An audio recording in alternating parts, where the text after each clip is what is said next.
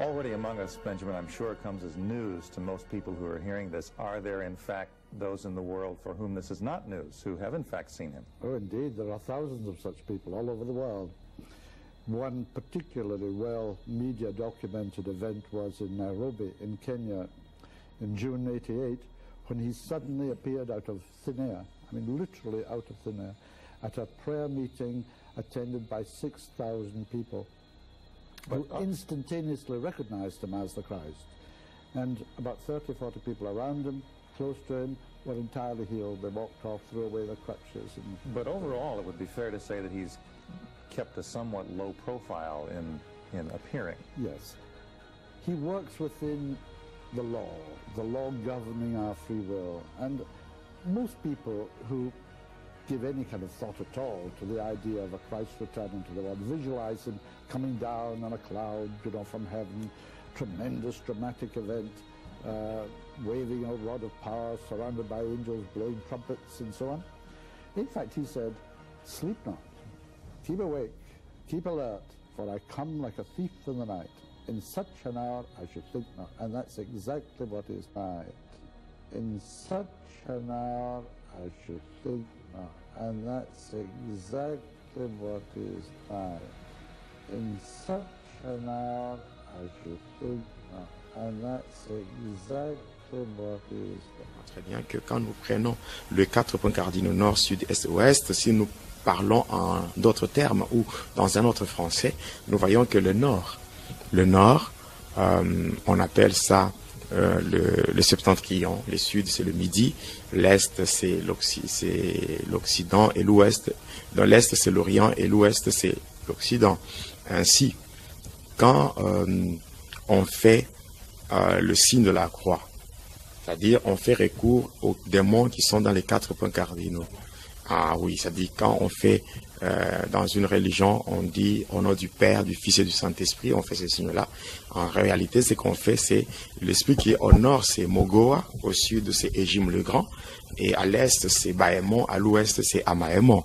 Ainsi, lorsque on fait ce signe d'une manière précise et d'une manière lente, on va voir que en faisant ça, en faisant ce signe-là, nous voyons souvent on dit que c'est au nom du Père, le Fils et le Saint-Esprit, et là on fait recours à la Trinité.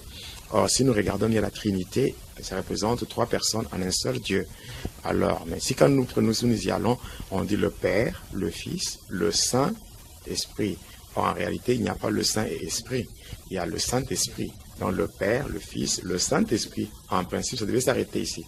Mais quand on fait ça, alors ici, on parle de quelle personne encore de la Trinité? C'est une révélation. Alors, c'est fait que quand on fait ça, c'est simplement Mogoa, Égime le Grand, Baémon, Amaémon. Et avec ça, on est en train d'induire beaucoup de gens en erreur.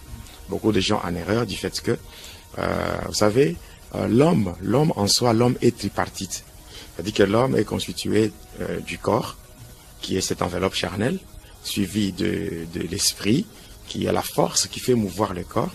Et ensuite, il y a ce qu'on appelle l'âme. L'âme, c'est le domaine de la volonté et de la décision. Alors, qu'est-ce qui se fait?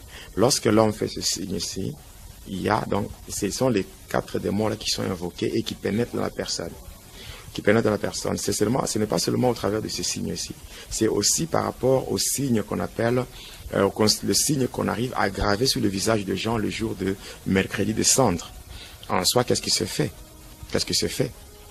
Beaucoup de gens croient que lorsqu'il y a cette messe de mercredi de cendre, on parle de ce jour-là, on parle de la pénitence, toutes ces choses, on dit que non, les acolytes doivent aller chercher le rameau de l'arrière-saison. Ils doivent venir, ils brûlent, et dès qu'il y a la cendre, ça sera mélangé avec un peu d'huile d'olive, et c'est ce qu'on va graver sur les visages de gens. Mais en réalité, ce n'est pas ça.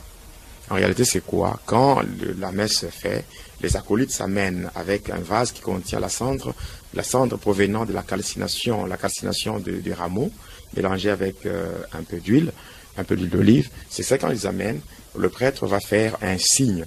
Il va faire un signe de la croix. Question de bénir la cendre. Il va faire recours à ces 4 esprits. Alors il va faire ces signes, il va faire ça. Alors quand il fait ça, c'est encore Mogoa, Égime le Grand, Baémon, Amaémon, ce qui fait que il y a un voile d'aveuglement. Du côté, du côté de la sacristie, c'est-à-dire l'endroit où le prêtre s'habille et tout, il y a une pierre blanche qui va s'ouvrir, qu'on appelle le pétras. Et passant par cette pierre, il y a maintenant communication avec le monde des cimetières. Cela veut dire quoi? Quand on parle de la communication avec le monde des cimetières, c'est que dans le monde des cimetières, on prend les ossements humains. Avec qui ces côtés-là? Parce que moi, quand j'étais sataniste, je suis passé dans la magie catholique, qu'on appelle la magie sainte. Mon père spirituel, qui m'avait initié cette magie, on obtient une cendre et on mélange avec un peu d'huile d'olive. Lorsque le prêtre fait ça, les démons entrent aussi les démons, ils entrent aussi dans le temple, là-bas, et ils changent. Ils prennent les rameaux, ils prennent la cendre provenant des rameaux que les acolytes sont apportés, et à la place, ils laissent la cendre qui provient de la calcination des ossements humains. Et là, les gens se mettent en file, et le prêtre doit passer, il descend debout, les gens passent, et lui doit graver sur leur visage le signe de la croix, et qui contient toujours les 4 points qu'on appelle encore le point, donc la croix kabbalistique, ou je dirais, en d'autres termes, les 4 points sont là. Et en gravant cela, il dit, tu es poussière, tu retourneras à la poussière. Mais quand il dit ça, c'est ce que les êtres humains entendent. Mais en réalité, ce qu'il déclare, il dit, tu es mort dans notre magie et tu deviens esclave de la mort. C'est comme ça. C'est ainsi que beaucoup de gens se retrouvent avec cela. Ils se retrouvent que leur étoile se retrouve étouffée par cette marque qu'on met sur leur visage.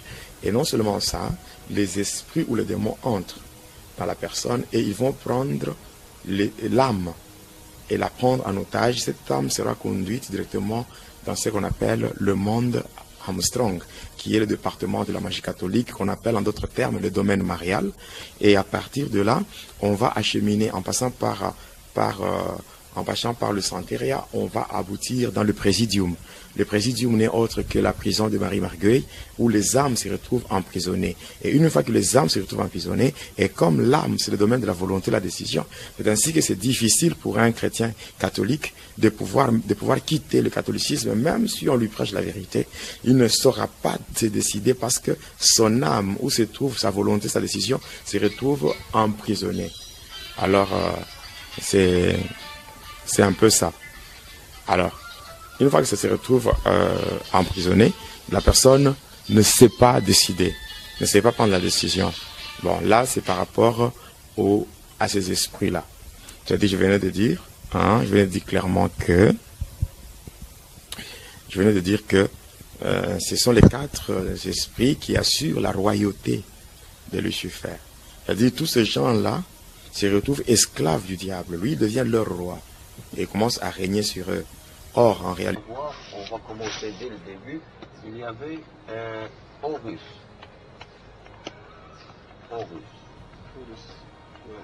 Horus, c'est le fils du soleil. Le fils du soleil. Il est né le 25 décembre, comme l'histoire de Jésus. Et il a ressuscité lui aussi le 3e jour après sa mort. Et Horus, il faut savoir qu'il a un seul œil.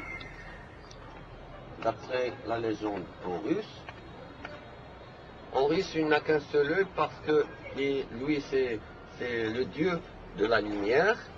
Et il se bagarre toujours avec le dieu des ténèbres qui est Seth.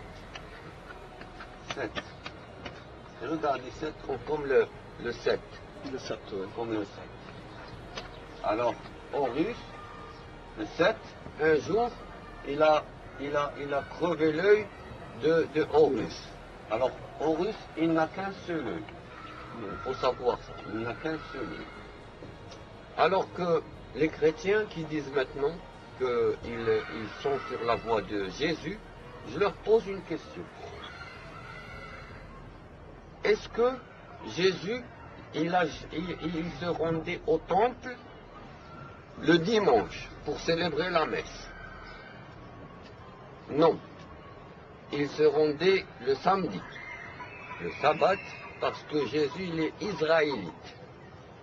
Il n'était pas chrétien. Et Jésus, il n'a jamais été à l'église parce qu'il n'y avait pas d'église. D'abord, on doit savoir que Horus, il a une tête d'aigle. Il a une tête d'aigle. Il est représenté toujours par une tête d'aigle.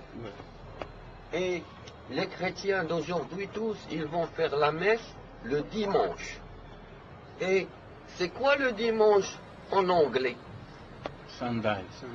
Et c'est quoi Sun? C'est le soleil. Et Day, c'est le jour du soleil. Donc les chrétiens, ils vont célébrer leur messe le jour du soleil. Sunday, le jour du soleil. Donc leur Dieu, ce n'est pas notre Dieu Allah. Leur Dieu, il n'a qu'un seul œil, comme dit Dieu. Un seul œil, pas sans X. Dit Dieu. C'est lui, c'est le diable, c'est l'antéchrist qui n'a qu'un seul œil.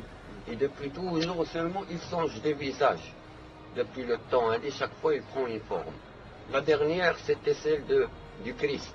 C'est l'antéchrist, c'est lui. C'est le même. Et où est-ce qu'ils vont prier, les chrétiens? Le lieu, comment il s'appelle le lieu? L'église. Église. Vous n'entendez pas aigle? Aigle. Aigle. Église. Alors, leur Dieu, c'est le soleil. Et un seul œil. Regardez l'œil, c'est comme le soleil. Regarde. Et regardez le mot soleil et seul œil. C'est seul œil. Soleil. C'est-à-dire leur Dieu, c'est le soleil. Et c'est quoi le soleil? Le soleil, il est fait de feu. Il est fait, c'est une planète de feu, un astre de feu. Il n'y a que le feu. Et de quoi il est créé Satan, d'après la version musulmane? Il est créé de feu. C'est ça. C'est écrit dans le Coran, il est créé de feu. Donc c'est lui le fils du soleil. C'est le Satan. Alors eux, ils prient Satan. Tous ceux qui vont à l'église, ils prient Satan. Même les sincères. Même les sincères. Ils croient qu'ils sont sincères en train de prier Allah. Parce que Jésus n'a jamais dit mon Dieu. Il ne parlait pas français. Il n'a jamais dit my God. Oh my God. Il a toujours dit Allah. Si vous ne croyez pas, regardez le film La Passion du Christ. Dans le film, depuis le début jusqu'à la fin, il dit Allahi.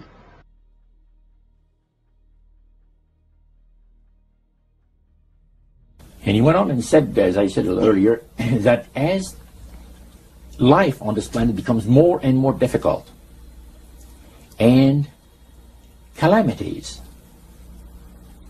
will strike the planet more and more frequently, the spirits at that time are going to put all their effort to impress religious leaders, to bring before the masses of the earth the sacredness of Sunday.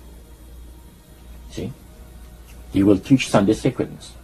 And with the religious leaders, looking forward to 1,000 years of perfect peace on earth, they will put all their effort into it. Then laws will be passed by governments. When one person asks, what's going to happen about people that don't believe in the Spirit's recommendation? The priest says, that's no problem at all. Laws will be passed by governments that will force people to go along with it, regardless of whether they believe in it or not. And he says the law enforcement officers will explain to people, make it clear that such a law is necessary to assure the well-being of all people. He says the laws will be passed, no effort at all. And then he went on and he said about the fact that the